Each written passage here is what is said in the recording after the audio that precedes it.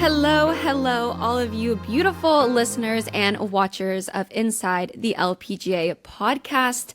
Welcome to this brand new episode. I am finally home. I'm in Florida after I think I was on the road for over a month. So I'm very happy to be here and to be catching up with my besties, Emma Talley and Adam Stanley. I love how I'm always like, how's it going, guys? Like, I don't text y'all like almost every single day.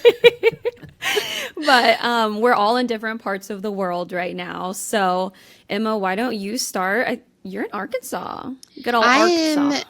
This is one of the favorites of the week, which we'll get to later. But yes, I'm in Arkansas. I'm at my host family's home. Everyone kind of stays with host families this week. It's so fun. Rogers, Arkansas, Bentonville. This area is just so nice, and we love the golf course. But I got a little break because it's kind of storming right now. So I'm so happy to have a day off where I'm doing laundry and just, doing all the things like planning the whole next month of travel. That's kind of what we do on days off, is just plan. So that's what I'm doing. I'm happy to be here. I'm happy to be playing golf this week and at a course that I really love. Adam, what you up to? You're exciting this week.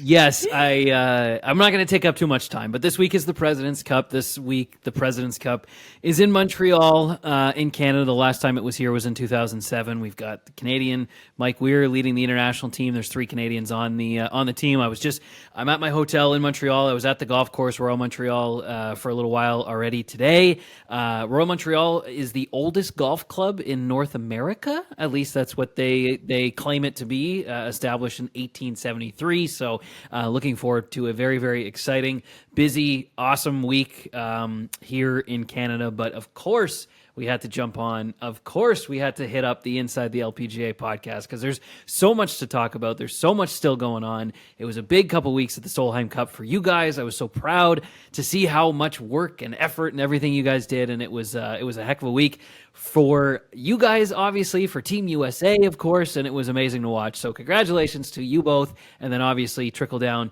congratulations to the whole squad as well. What an awesome week that must have been for you guys. Wow, thank you, Adam.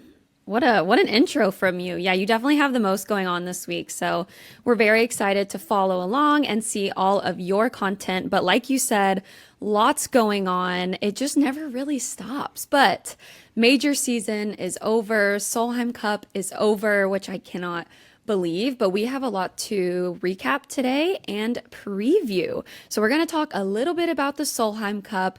I had a little bit of deja vu once again with Lydia Ko winning at the Kroger Queen City Championship presented by P&G, and we're going to talk about that as well. And then, of course, we've already chatted a little bit about Arkansas, but we have a very special guest on this week, and that would be the one and only U.S. team captain, Miss Stacy Lewis herself. I am so excited to catch up with her and hear all about the U.S. team win. So without further ado, let's throw it to our interview with Stacy Lewis. All right, look who we have here. We got the U.S. team captain, Stacy Lewis. Stacy, thank you so much for joining us. I know you are so busy, but we appreciate it so much for hopping on here and chatting with us. Yes, for sure. Okay, we have to jump right in to what just happened. The U.S. team walked away victorious. I was there. It was freaking incredible. I feel like maybe you've had a little bit of time to reflect, but I know things have been so crazy. But when you do kind of reflect on the week a little bit, what do you think about, and how was it? Because yeah, that was just amazing. Yeah. It was fun. I mean, first and foremost, it was a lot of work for me, but it was fun. It was fun to see the players perform like they did, to do it with the energy that they did. I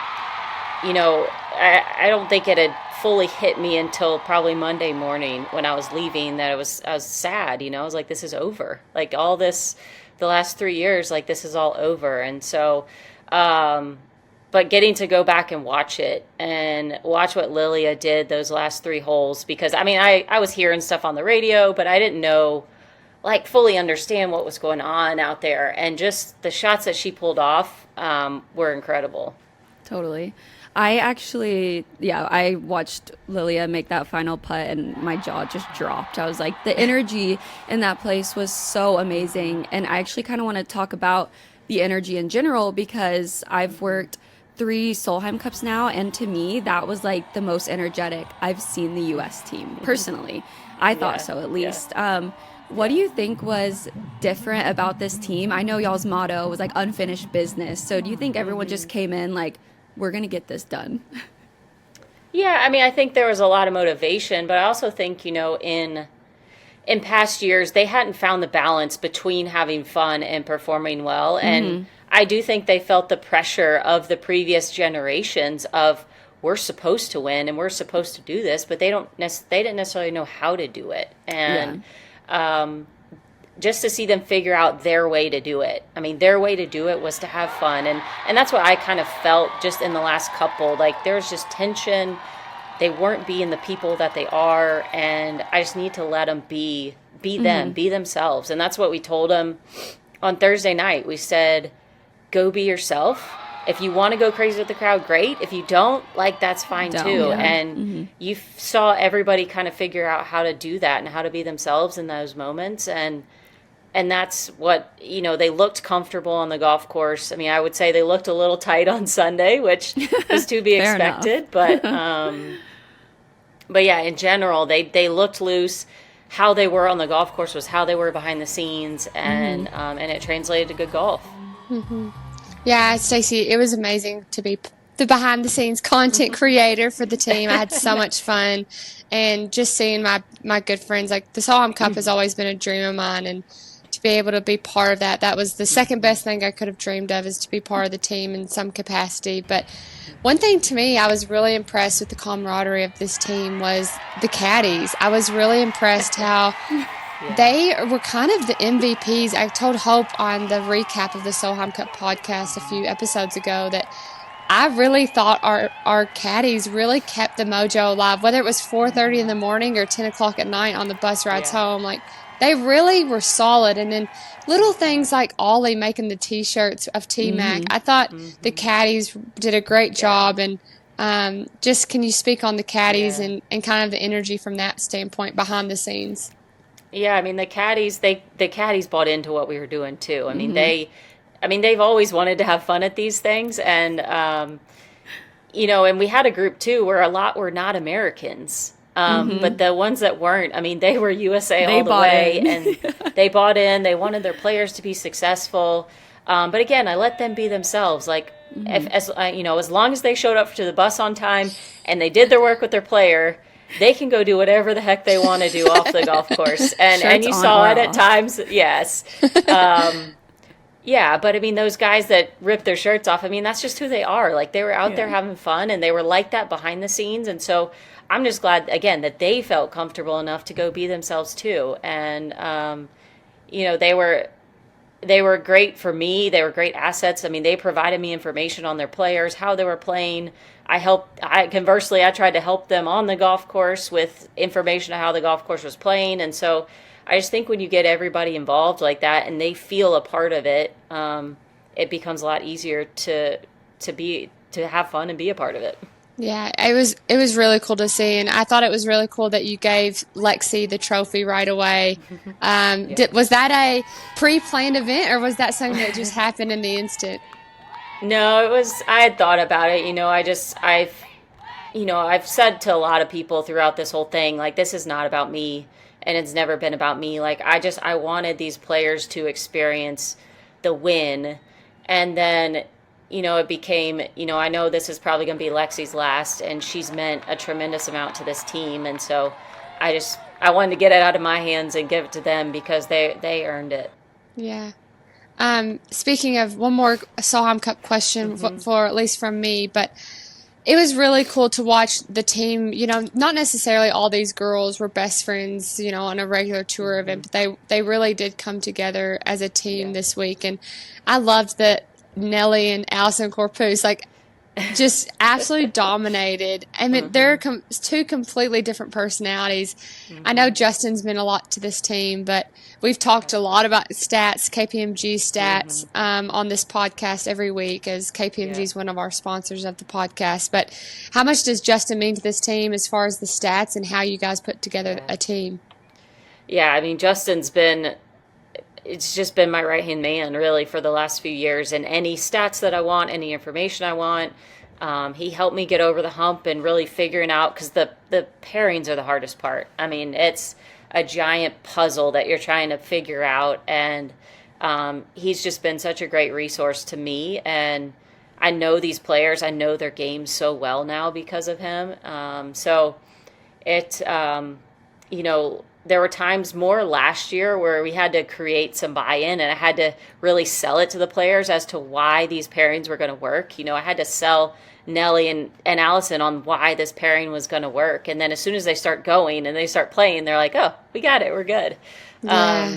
So there wasn't as much of that this year. I mean, I feel like the players were much more bought into it. It was funny in the press conference at the end when all the players were there and the media asked me to kind of divulge on some of the secrets and what we figured out. They're all up there shaking their heads like, no, they don't want me to tell anyone. So they're bought into it. It creates belief and helps me, and it just helped me make decisions more than anything.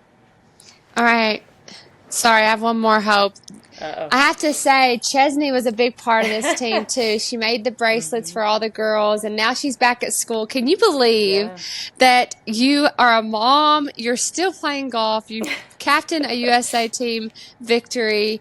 What would your 12-year-old self say about where your career and what all the success you've had, both on and off the golf course?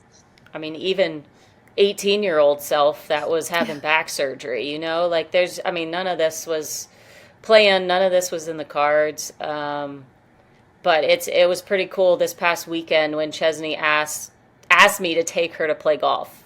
Normally I'm dragging her with me to go practice. And it's, she knows all the players' last names now and is like all in on it. Like, it's just really cool to see, for her to see this up close and personal and to get to know these players. And, I can't overstate it enough of like how much an impact that these players have on little kids and like that they don't even realize. And, we did during the practice rounds, like I did it a few times. My assistants did it. We grabbed kids and let them ride in the cart with us for a hole or walk with the team for a hole.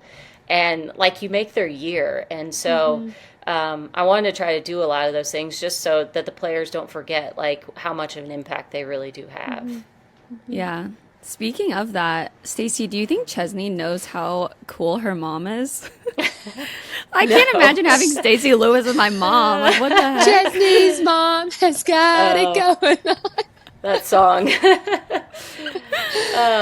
No, I mean, she's starting to figure things out a little bit more, but when she went back to school, one of the teachers had recorded a clip where Chesney was on TV and played it for her class, and I sent some pictures in so she could tell her class about it and stuff. And so, so she's at the age she's going to remember some of this stuff, and it's just really cool to have her a part of everything. Oh, I love that. So obviously we're in Arkansas this week.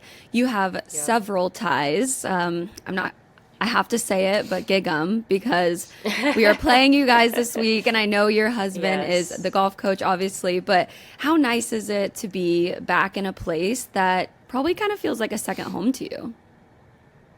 Yeah, it is. It's the easiest week to play coming off of Solheim. Know the golf course, lots of familiar things, but still, just coming off of Solheim, there's a lot of things I have to do this week. There's a lot to ask, and but I brought the Solheim Cup is in tow, and it's with me, and nice. I took it to one of my sponsor events last night, and we'll take it to a couple other events this week. That's awesome. So just trying to show it off. That's so cool. Speaking of the Arkansas, and you spoke briefly about it, your back surgery back when you played for Arkansas, and just the perseverance and the courage and all the things that you went through. What did that time of your life teach you to get to where you are now, and that determination to get through that? I know I've heard this story, but I'm sure the listeners would love to know the background of that. Yeah, I mean, I said it before, but like I wouldn't be the player that I am if I had gone to any other school. I was coming out of back surgery. I couldn't bend or twist my first semester of college, so there was no golf, and really for even once I could start playing for 2 years, my back just hurt all the time. We'd have practice. I'd go to the training room. I'd make these like giant bags of ice and throw 3 of them on my back and lay there for 30 minutes and just did that. I mean, every day. I mean, it just, at one point my coach, she's like, you need to, like, how are you feeling? Like, you need to tell me how you're feeling. And I said, Coach, it hurts every day and I'm okay, and I'll be fine, but I'm not going to tell you that it hurts every single day. And, so it was just like my body had to learn how to hold itself up again. I had to learn how to sit in a chair and be able to be comfortable for an hour, let alone learn how to swing a golf club again. So just coming here, it gave me a place where I could learn and grow and get stronger and come out of that surgery. And I had 2 really great coaches that, kind of became mother figures that were tough on me at times, but, were also there when I needed it. And, because I hadn't even thought about professional golf before probably my junior year of college. Wow. That's amazing. crazy. So, you mentioned that you had some coaches that were, mother figures to you and probably mentors, but you've had such an incredible career on the LPGA. Like, I feel like maybe, it's hard to reflect back on that because you've been so busy and you've been doing so much, but how amazing is it to be able to kind of mentor players now? Because you're a legend, Stacy. So like, how cool is it to be able to do interrupt. I got to interrupt on this Emma's one. probably one of them. So yeah, as I said, I got to interrupt. I'm going to tell my Stacy story. I mean, I just won the national championship and gotten into the Toledo event, which is another special place for Stacy and her family. And her husband now, I don't know if you guys were married then, but dating her husband at the time. And you guys took me to dinner, and I'll never forget that. And I didn't listen to some of the advice that she gave me. One of them was to don't change anything your first 3 years. And I did. I changed everything my first 3 years, and I regret it. But, you've been able to mentor a lot of people. And the big scheme of life, it's about making a difference. And I know that, Stacy, you've done that on this tour, and you continue to do that on this tour. And I know you're on the board. You've just done so much for this tour. Yeah, I just, when I first came on tour, I had Kari Webb, Meg Mallon, Beth Daniel. Like, I got to know all them really well. And, Julie was still playing. And just to see the amount that they cared about this tour and what they did to get it to where it is and what they continue to do even when they weren't playing.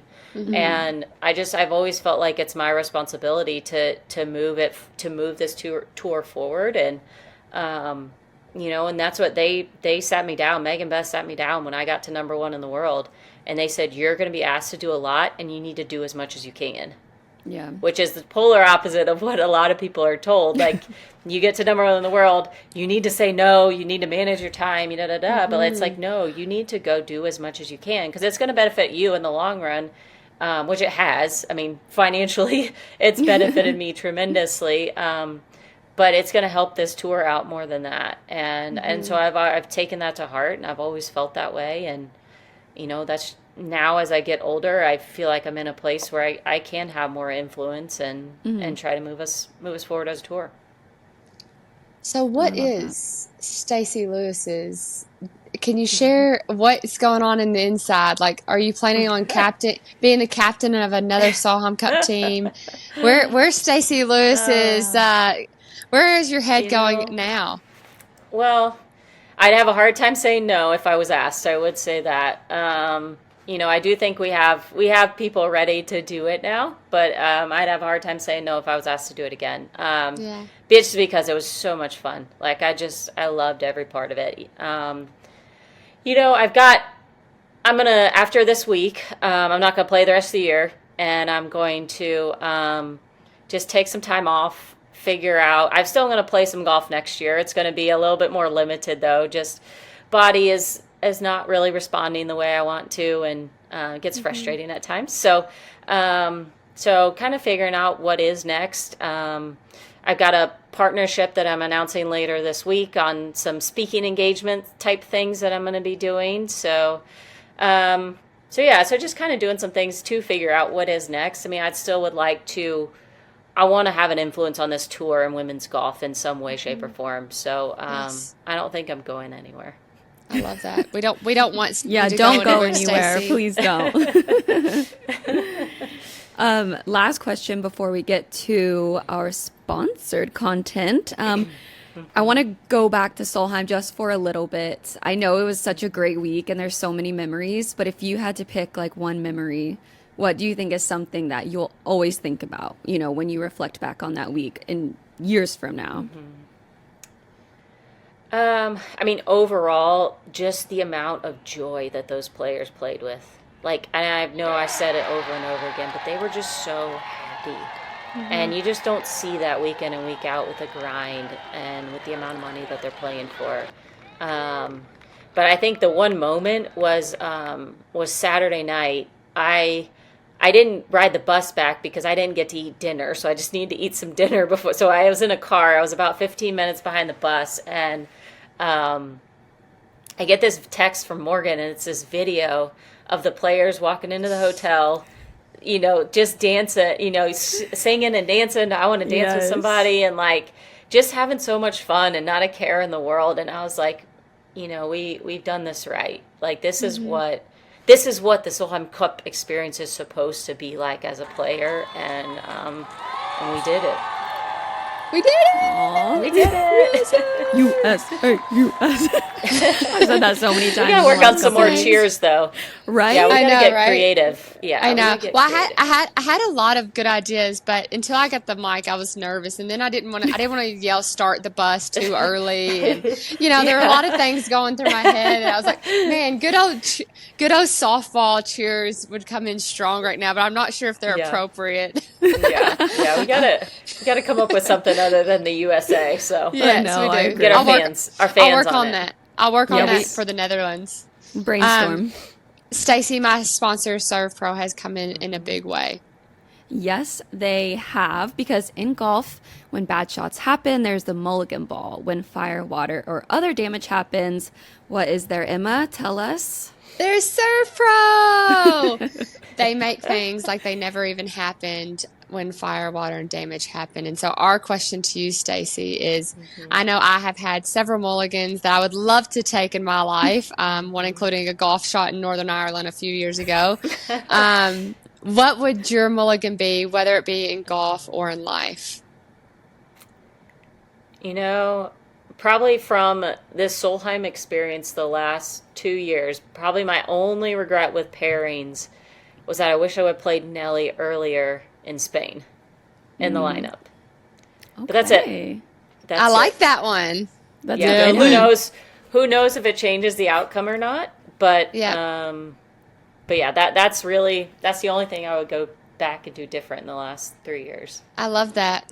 Oh, Thank getting you, a little Stacey. inside look. Yeah, thank you. Inside Yeah. look. Yes. Well, Stacey, thank you so much for doing this. I know you have a huge week this week, and we wish you all the best. And hopefully, we play together on Sunday in the final group. That'd be fun. Yes. Awesome. I'd love it. Let's do it. Love it. Thank you so much, Stacey. Good luck this week, and congrats again to the U.S. team. Awesome. Thanks, you guys. Yay! Okay, so that was awesome being able to catch up with Stacey. I'm so excited for the team, and I'm so happy that we got to bring the trophy back to US soil. My brain still isn't wired up right. Honestly, after working Solheim, I feel like I've just been in another world, but it was amazing.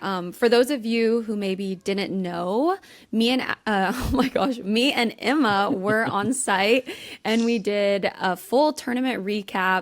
So if you want to go back and watch that, it's the episode right before this one. And yeah, we just got to talk about everything that kind of went down. Obviously, US won 15.5 to Europe 12.5, which was pretty sweet. Lydia Ko had the winning putts, and yeah, it was awesome. And Emma was the inside woman. So tell us a little bit about just the whole experience and how cool it was to be able to just get, behind the scenes.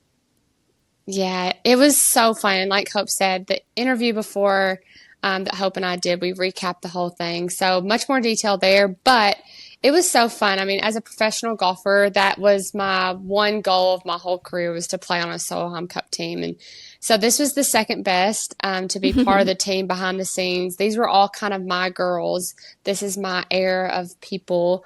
These are the girls that I played Junior Ryder Cup with and Junior Solheim Cup with and Curtis Cup and all the cups and all the teams.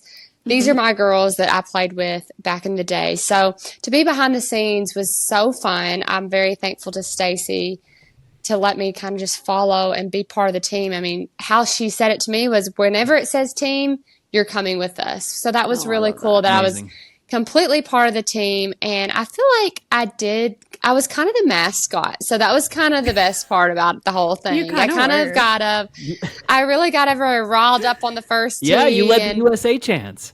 I did. It was so fun. And honestly, just an experience of a lifetime, something I'll never forget.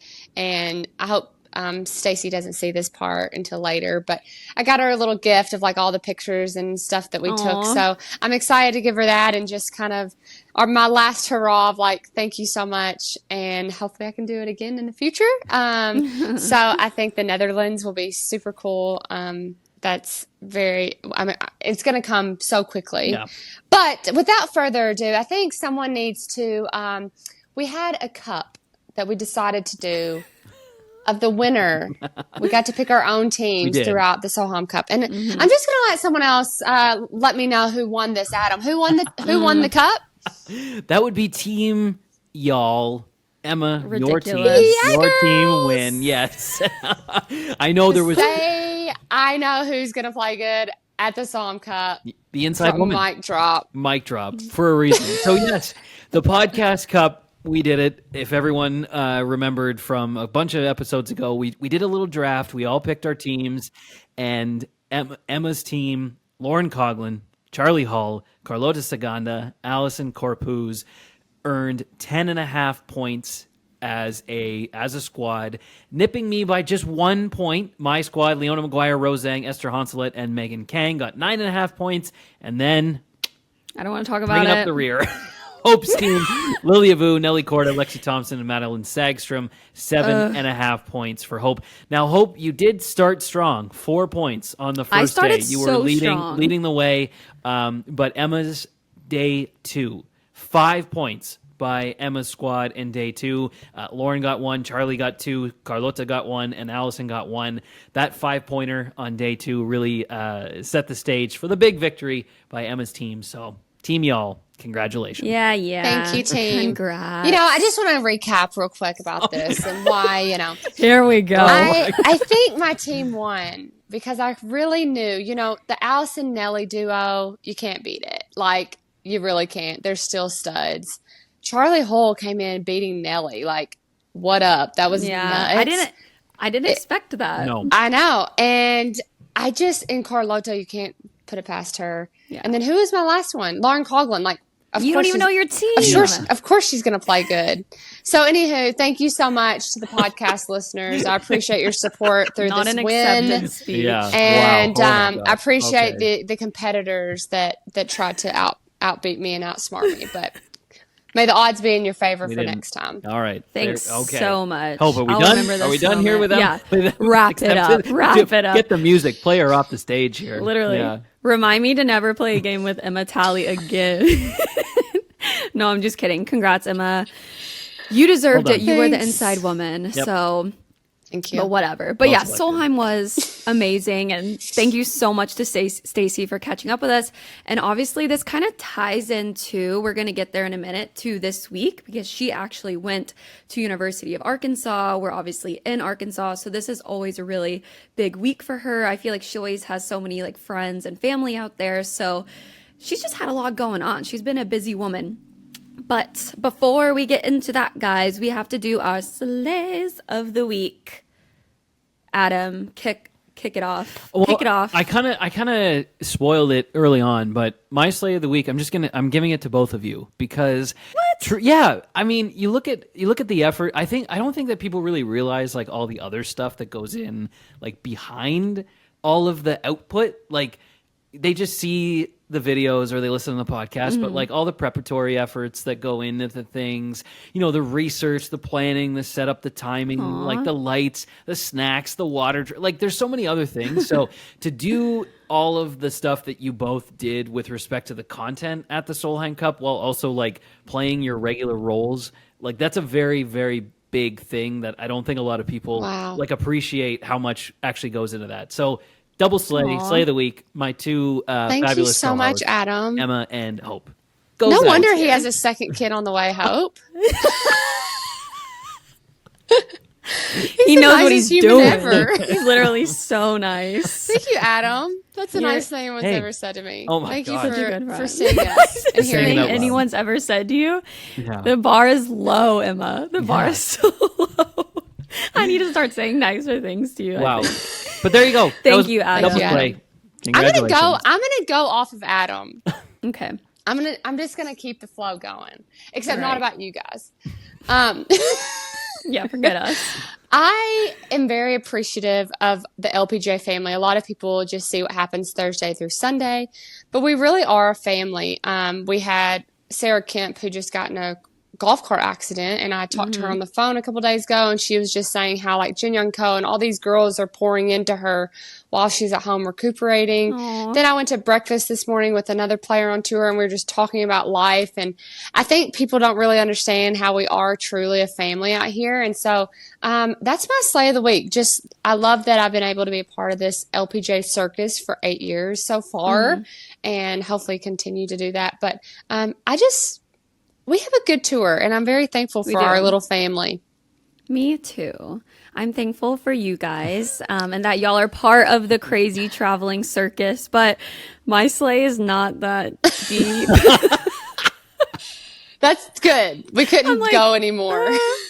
Okay. No, but it does have to do with somebody else. So at least I'm not giving it to myself, but I have to give the slay of the week to Lydia Ko because she is just something else. She just can't stop winning. I know. She just cannot stop winning. I mean, she's won the gold medal. She won the first tournament of the year. She got into the LPGA Hall of Fame.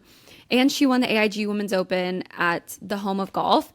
And then she won last week at the Kroger Queen City Championship. Like, what? I saw her caddy at Solheim because he was a helper for the European team. And I was like, what's going on? Like, what's in the water for y'all? So I'm just super happy for her. We've talked a lot about Lydia in the past, but she's just such a deserving person. And yeah, I'm happy for her. So those are some great slays. And quickly, let's actually just kind of play off of that because I think now it's time we talk about what went down in Cincinnati, which was last week. Lydia won by 5, by the way. I don't know if you guys saw that. I don't know if you know. She shot 9 under on the final round. Like, whoa. Yeah, like absolutely no pressure. She just went in. She went in and was 2 back from the lead in the final round. And that's one thing about Lydia is she's going, even if she's not, she's going to look calm, cool, and collected because that's just what she does. So yeah, went in, shot a 9 under 63, won the tournament by 5 strokes over Gino Titicun, who's also been playing so well. But yeah, it's just wild. And I actually want to toss to Adam because the depth on this tour, it's like you've said, Emma, multiple times, it's deep.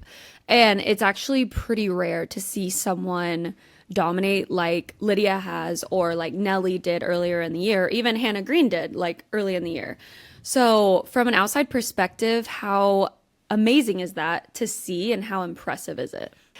So we'll get into the KPMG performance insights in a minute, and we can talk a little bit more specifically on Lydia Ko's statistical effort, certainly last week and moving through the season. But as you kind of look at how she has done in these strokes gained categories just overall in the season, I think the unique thing for me as someone who obviously is engaged with the women's game and also is, of course, involved with it beyond just being a fan, you kind of look at what her year has looked like. And to be frank, like statistically, she hasn't really dominated all that much. Like she's 30th in strokes gained tee to green, for example. She's 26th in strokes gained approach, and she's 107th in strokes gained driving. So it's not like Lydia Ko is like 1, 1, 2, 3, 1 in all these main categories. But I think there's the unmeasurable kind of attitude, obviously, just the winning vibe. I think, like, not to say that like, oh yeah, it's all about the vibes with Lydia Ko, but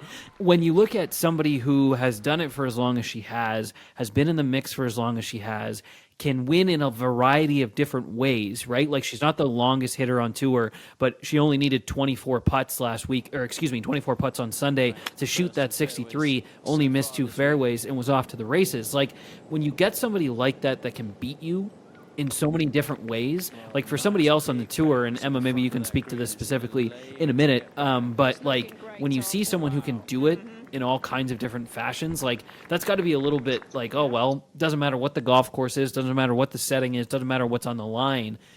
Lydia can just do it, right? And I think that that's just do Lydia. Just been the most impressive thing for me as an observer this year. Yeah, I think, Emma, coming from a player's perspective, I mean, I think that's the really neat thing about golf is that everyone's game is so different. So what exactly is it when you look at Lydia Ko? How does she do this? And how has she been so consistent for so long, but her game has changed so much over time?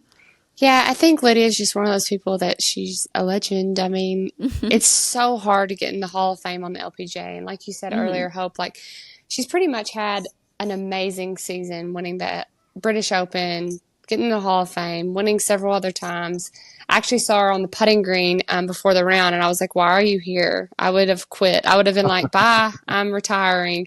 And she kind of laughed, and she was like, she didn't say much, but I actually told my husband the way our interaction was, I was like, she's going to win this week. And little like she did, because she's so confident, but she's a hard worker. She's constantly on that putting green.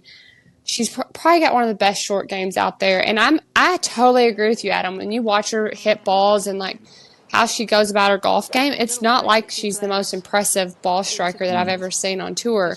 But for some reason, she can just get it done when it needs to happen. And she's always been like that. There's not many people that on a Sunday are comfortable shooting 9 under, and she's comfortable shooting 9 under on a Sunday. And there's not many girls that have had that opportunity enough to be comfortable in that situation. And there's also not a lot of girls that have the short game, have the game to shoot 9 under on a Sunday to win. So, I mean, Lydia has had several coaches over the years. She has a new coach this year. I think she probably has a new sense of peace. I would if I were her. Now she does have the Hall of Fame. She has won a British Open. She's pretty much done everything you can do in women's golf as of now. Win the gold medal. She's won gold, bronze, and silver.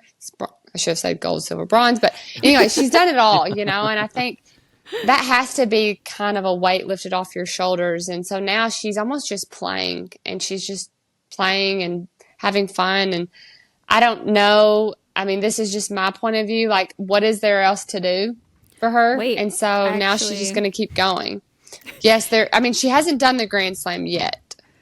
I was going to say that she actually said in her, but I agree. It seems like she's done everything right. But in her post-round interview on Sunday in Cincinnati, she said, I always kind of thought, am I ever going to get that final point? Am I ever going to do those things? And she was like, but now I'm starting to think maybe I can get a career Grand Slam, and so she's thinking about it and she's manifesting it. And I would not be surprised if she's able to achieve that. So it sounds like that might be her next goal. So yeah. And then what? Stay tuned, Watch I guess. out. I know, right? It's like, I don't know. What else can Lydia Ko do? But also the fact that she's been out here so long and, like you said, has been so consistent for so long. It takes a different kind of person. Like, this lifestyle is hard, and she's just done it. And it's very impressive. And is she in the field this week? Do you guys know? No, she's not. No.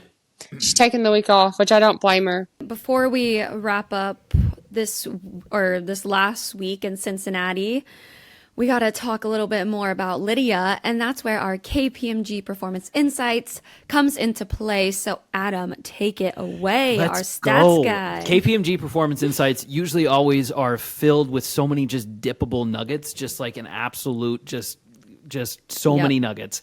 And this week is no different. But this week, I think, was incredibly impressive because of who was doing it and how, and just the difference between the number one and the number two. So KPMG Performance Insight this week, most bogey-free rounds on the LPGA Tour in the last decade. So that's most bogey-free rounds on the LPGA since the beginning of 2014.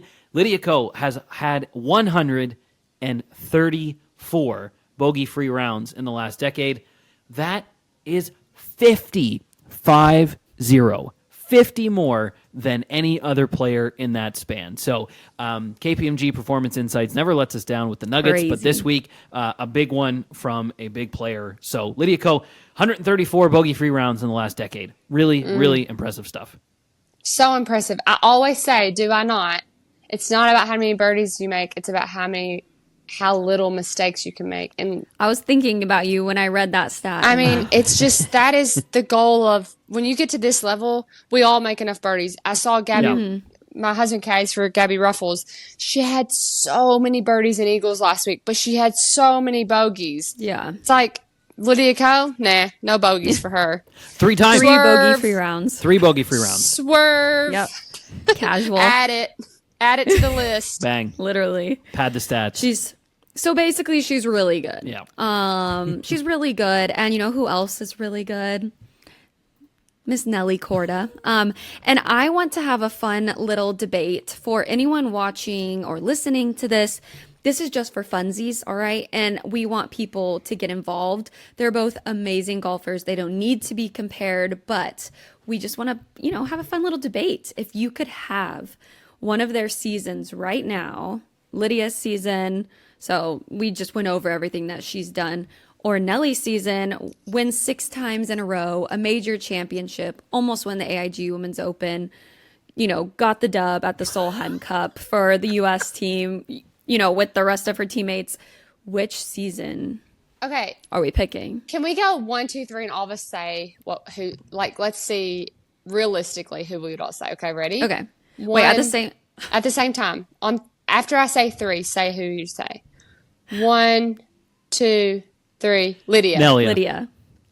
Ah, no, Did you say Nelia? Yeah, I did. Because, no, I meant to say Nelly, but you guys both said Lydia, so it's in my head. So I said Nelia. No, I'm not. I'm new not, character unlocked. Yeah, no, I'm not sitting in the middle. So I'm saying Nelly. Okay, and what did you say, Hope? Lydia? I said Lydia. Yeah. Okay. Tell us the scoop. I think ours is pretty obvious. For me as a player, I think it's really cool, the gold medal, getting gold, silver, and bronze. Mm-hmm. I think the British Open's something that, in my mind, that is like so cool, especially at St. Andrews. And then Hall of Fame. Yeah. But the problem is with Nelly, my dream would be Solheim Cup. And so I Adam, go, take it away.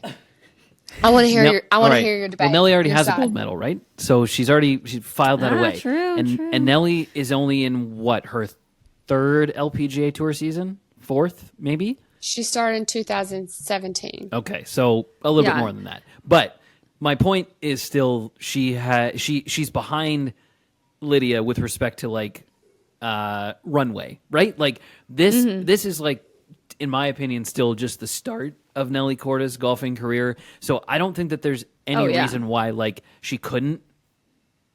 But that wasn't the question. Do more of this. And so my point is the season itself transcended women's golf. And I think Lydia's made a big mark on women's sports, which makes complete sense. Mm-hmm. But if you're talking about utter dominance of she dominated of a sport, and when you're comparing your effort to not only someone like Caitlin Clark and what she's done with women's basketball, but also Scottie Scheffler, the best male golfer in the world, and the conversation, the headline is, Nelly Korda is the best golfer in the world, period. Yeah. I would love to be the best golfer in the world, period. So I think that having a season where you were the greatest in your sport, and the only person that you were compared to were people from other sports, would be hard, selfishly to pass up. So I would say Nelly's season gives me the warm and fuzzies. Not to say that Lydia's historical magical, life-changing, on and on kind of year would not be something great as well to have. But I think just like going out there and like kicking butt every single week and being the person that's, undeniably the best at it. I think that's why I picked hers. Yeah. And also just to point out, like last week, Nelly still finished top 5. So like, I think that's something to, if we really got down to it, looking at where Nelly has finished when she hasn't won, like you said, I almost feel like Nelly is going to be like the celebrity of women's golf, whereas Lydia is like the legend of women. It's like, they're kind of different. Like she got to go and it's really different. I agree. Like, how can you even compare them? Pick Nelly. Okay, I feel you. I like all of them. I think we'd all take either. Oh yeah, but for sure. Yeah. I take like. I would just like the 10% of it. paychecks. That'd be cool. No, Adam, you're a really good debater. Because that almost convinced me to switch sides. I'm not even kidding. I'm like, oh, you're so right. But I do think, to me, the reason I picked Lydia was just because the old course and like her winning at St. Andrews, like that. I would take either, obviously, but like, I just think that is so iconic. Lydia superfans are going to be sending me so much angry messages and letters. You're going to get some hate. Not to us, though. We'll read them on. We'll read them on the pod. We'll read them on the pod. At LPGA, get Adam _Stanley off. Out of there. What do you mean? The Hope and Emma show. Yeah. Just kidding. Next 2 weeks from now, the pod's just... Hi, guys. Welcome back to Inside the LPGA. This is my co-host, Emma Talley. He was voted off the island. Yeah. No. Okay, I love that topic, though, and I want people listening and watching to get involved. So leave a comment, mention us, let us know whose season you would rather take. Just like for I funsies. said, it's just some tongue-in-cheek. Don't take it too seriously. We're just having fun out here. But next up, we got to talk about the week at hand. It's the Walmart Northwest Arkansas Championship presented by P&G, and it is a great week. Like you said, Emma, a lot of players love this tournament. It is just a classic. We've been going here for so many years, and defending is Hate on You, who has had an absolutely impeccable season. It's in Rogers, Arkansas, like you already mentioned, at Pinnacle Country Club. And Emma, tell us about this course for maybe people who haven't tuned in and haven't watched or maybe haven't been. Tell us about the course. Yeah, I mean, this is a golf course where there's lots of birdies. I think this week the greens are going to be a little softer than years past just because we actually are going to get some rain in the next couple days, which will make the scores go even lower because, let's face it, when the greens are soft, you are pin seeking. So you have to be really solid with your irons from like 100 to 140. That's kind of a lot of the shots you have are in those wedge range. So that's where the birdies are coming from. The par fives even, there's a couple par fives that you can get to, but for the most part, you're going to lay up on at least 3 of the 4 par fives and hit a wedge in because of hazards. So it's just one of those golf courses where if you're 100, 130 yard, your wedges, your 9 pitch and wedge 50 degree are in a good place, you're going to play really well here. It's a great golf course. I think the vibes are always high at this golf course because everyone's staying with past host families, which is always so much fun. I'm staying with my host family. I don't know what year it is, but since 2018. So 6th or 7th year together probably. So, it's just a great week. Everyone has fun and everyone stays inside the neighborhood that the golf course is at. So it's super fun. The golf course is great. The houses on the golf course are great. Oh, they're beautiful. But it's definitely a birdie fest this week, and I think this week is going to be the exact same. I do know that I heard from just the course management, the team, they sent out an email that they have to keep the fairways a little higher. So the ball is probably going to fly this week because it's already, I can't say it. What's Georgia? You know what kind of grass I'm trying to say. Zoysia. I can't say that. Yeah, that's what kind of grass it is. I had no idea where so that was. So we're going to be hitting the ball. Georgia. That's what I call it, Georgia. But the balls are going to be flying this week. Nice. So because I guess they got some frost in the winter, so the fairway heights are a little higher than normal. So I think everyone's just going to be flushing it. So Love it. Yeah, here we go. Let's go, Awesome. y'all. Birdies for Should the be win. some fun golf to watch. So you can watch that on Golf Channel. And we didn't mention this actually, but it is a 3-day event, which Birdies. I kind of love a 3-dayer. I think they're fun. And you know, the next thing you know, the cut is being made and you're like, oh my gosh, like we gotta get down to work. Yeah. But yeah, 3-day bender. I kind of like that though. The yeah. difference too, like 3-day events, you can have one good Sunday and all of a sudden you go up tons of spots, especially on a course like this where everyone's making lots of birdies. So it is fun. It's different. It's fun. It's going to be exciting. Love it. Look at the leaderboard. I'm going to be on it. Oh, yes, she is. Yeah. And we have to mention, obviously, Emma is in the field. In the field. Just doing all the things, playing golf, doing media, Solheim Cup insider, just a busy gal. So I think that leads us to our quick 9. Yes. Adam, do you want to kick us off? You've Let's just kicked go. us off for everything. Yeah, that's so very you might as kind. well just. We're going to have 3, I think I'm going to go 3 past champions, just one bang, bang, bang. Going to take a look because I'm to Emma's point about making birdies. Like if you're at a place and you're comfortable at a place, there's no better feeling than just going home, if you will, and dumping on the circles on the scorecard. So Gino, she's my number 1. Played obviously super well last week and then won this event in 2022 in a playoff. So really, really keen to see how she plays this week again. All right, number 2, Nasa Hataoka. Number 2 on my list, also a 2-time champion at this particular tournament. Loves it, loves it, loves it. Won it by 6 shots in 2018. So, NASA's just one of those people who can make birdies in bunches. So I'm excited to see if she can break through, find herself, find her game at a place that obviously she's super comfortable at. So Gino, of course, number 1, NASA, number 2. And then the person who, building off of the NASA comment, the person who took Team USA to the moon, the captain, our interview subject this week, Stacy Lewis. She's my 3rd. I'm curious. I mean, obviously, Stacy's been riding the high, of course, leading the team as the captain the last couple years, but how is her game? There's no better place to see how her game stacks up than at a place where she has won before, has obviously a ton of connections, is a 2-time winner of this tournament. So Gino, NASA, Stacy, they're my big 3 for this week that I want to check out. Whoop, whoop.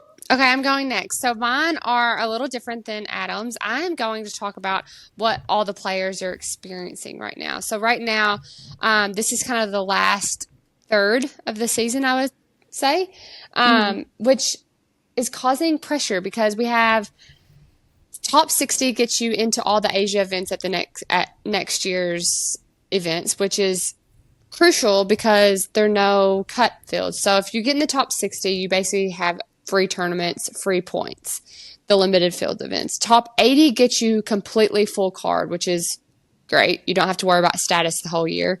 Top 100, 81 to 100, still gets you your card, but you can get in the reshuffle. So still great, but not as good as top 80. Then you have top 101 to 150 go straight to third stage of Q School. And that's big. That's a big deal. So I think that from just being the last third part of the season, a lot of players are feeling the pressure. And I know that sounds crazy because just like Lydia Ko said, we said earlier, Lydia Ko wants to now do the Grand Slam. Players out here were never happy. So like everyone's working towards something. So that's true. what's kind of going on right now. We're all trying to get that final punch. The next thing I'm going to talk about is Asia. The Asia events are coming up, the fall Asia swing. Super fun. It's almost like a vacation / golf tournament. Everyone really enjoys the fall Asia swing because it's almost like I had a great season and I get to go to Asia. So that's always a fun trip, especially going to Japan. I think that's a really fun one. And last but not least, back to Solheim Cup. 11 players played last week, which I was just the behind the scenes girl.